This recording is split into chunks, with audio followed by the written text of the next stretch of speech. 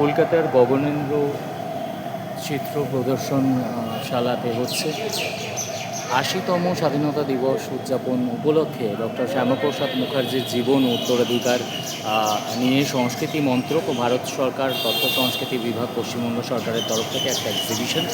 Doctor Shyamaprasad মুখার্জির সমস্ত কিছু যা যা তিনি করেছেন তার একদম ছোটোবেলা থেকে আরম্ভ করে তার যে কর্মজীবন সেই সমস্ত কিছু এই এক্সিবিশনে দেখানো হয়েছে।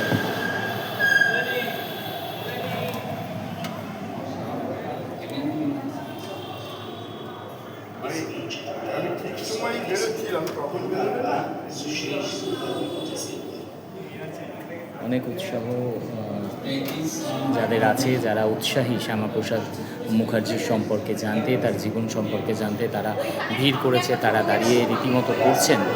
সেটা নবীন হোক আর প্রবীণ, সবার মধ্যেই ডক্টর শ্যামাপ্রসাদ মুখার্জিকে নিয়ে যে শ্রদ্ধা, যে তাকে জানার ইচ্ছা, তার জন্য নবীন থেকে প্রবীণ সবাই এসে উপস্থিত হচ্ছেন এই গগনেন্দ্র শিল্প প্রদর্শনশালায়। এটা নন্দনের ঠিক পাশেই, সবাই জানো শিশির মঞ্চ, নন্দনের পাশেই, শিশির মঞ্চের পাশেই হচ্ছে গগনেন্দ্র চিত্র প্রদর্শনশালা। এখানেতে বিভিন্ন রকমের প্রদর্শনী হয়, সারা বছরই কোনো না কোনো প্রদর্শনী লেগে থাকে, কিন্তু আজকের প্রদর্শনী একটু অন্য রকমের।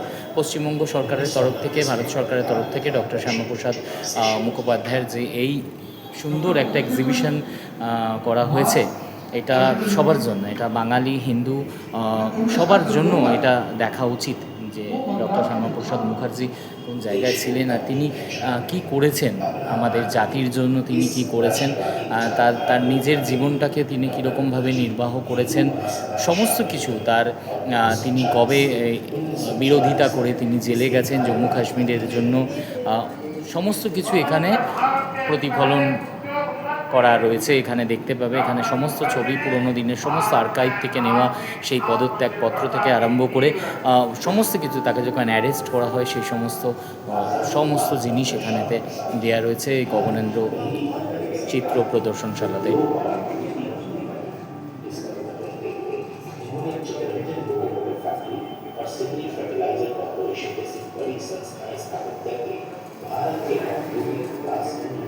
সবাই মনোযোগ সহকারে ডক্টর শ্যামাপ্রসাদ মুখার্জির যে পদত্যাগপত্র থেকে আরম্ভ করে সর্দার বল্লভভাই প্যাটেলকে লেখা তার চিঠি, সেই সমস্ত আর্কাইভসগুলো খুঁটিয়ে দেখছেন, খুঁটিয়ে পড়ছেন।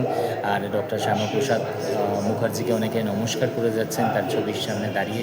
আর আমি দেখাই এরকম লোকেরা মনোমুগ্ধ হয়ে সেই জিনিসগুলো, সেই লেখাগুলো পড়ছেন, সেই ছবিগুলোকে দেখছেন তারা। আমি দেখাই তাদের কিন্তু মানে তারা রীতিমতো ভেতরে নিমজ্জিত হয়ে গেছে সেই পুরনো ছবি, পুরনো আর্কাইভের মধ্যে।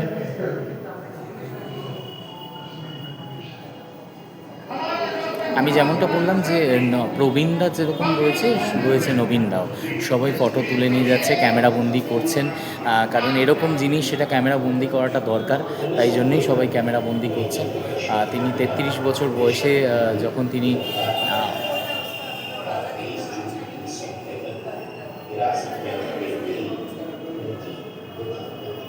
এটা তখনকার ছবি যখন তিনি ৩৩ বছর বয়সে কলকাতা বিশ্ববিদ্যালয়ে একদম কনিষ্ঠ, একদম ছোট উপাচার্য হয়েছিলেন,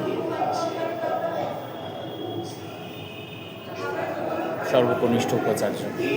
এরকম বহু জিনিস রয়েছে যেগুলো ডক্টর শ্যামাপ্রসাদ মুখার্জি সম্পর্কে আমরা জানতামই না। এখানে আরেকটা যে জিনিস যেটা আমার নজর কাড়লো সেটা হচ্ছে জম্মু কাশ্মীর সরকারের পক্ষ থেকে তখন যে প্রেস বিবৃতি একটা দেওয়া হয়েছিল, তাকে অ্যারেস্ট করা হয়েছিল, যখন তাকে অ্যারেস্ট করা হয়, এখানেতে লেখাই আছে সেই অ্যারেস্টের সেই যে প্রেস বিবৃতি যেটা বার করা হয়েছিল, সেই প্রেস বিবৃতিটাও এখানেতে দেওয়া আছে। আর দেওয়া আছে ডক্টর শ্যামাপ্রসাদের মায়ের লেখা একটা চিঠি, যেটা জওহরলাল নেহেরুকে তিনি লিখেছিলেন, তিনি প্রিয় নেহেরু বলে। তার মধ্যে তিনি জানতে চেষ্টা করেছিলেন যে কী করে তার শ্যামাপ্রসাদ মুখার্জি মহাশয়ের মৃত্যু কী করে হলো, সেটাই তার মা জানতে চেয়েছিলেন নেহেরুজির কাছে চিঠি লিখে। সেই চিঠিরই একটা কপি এখানেতে দেওয়া রয়েছে। लगभग 140 मीट्रिक टन कांस्य और 370 मीट्रिक टन इस्पात से निर्मित यह मूर्ति একটাই শুধুমাত্র যেটা ইয়েলো করা রয়েছে, একটু পড়ে শোনাতে চেষ্টা করব। তার মৃত্যু রহস্যাবৃত্ত। এটা কি অত্যন্ত বিস্ময়কর ও আঘাতজনক নয় যে তার বন্দী হওয়ার পর তার প্রথম সংবাদ কাশ্মীর সরকারের কাছ থেকে আমি তার মা যা পেলাম তা হলো যে আমার ছেলে আর নেই, এবং সেই সংবাদও পেলাম সব শেষ হয়ে যাবার 2 ঘন্টা পরে। আর কি নিষ্ঠুর সংক্ষিপ্তভাবেই না সংবাদটি পাঠানো হয়েছিল। এরকম পুরো ছবিটা পুরো সেই চিঠির প্রতিলিপি এখানেতে রাখা হয়েছে, তার মায়ের লেখা চিঠি নেহেরুজিকে।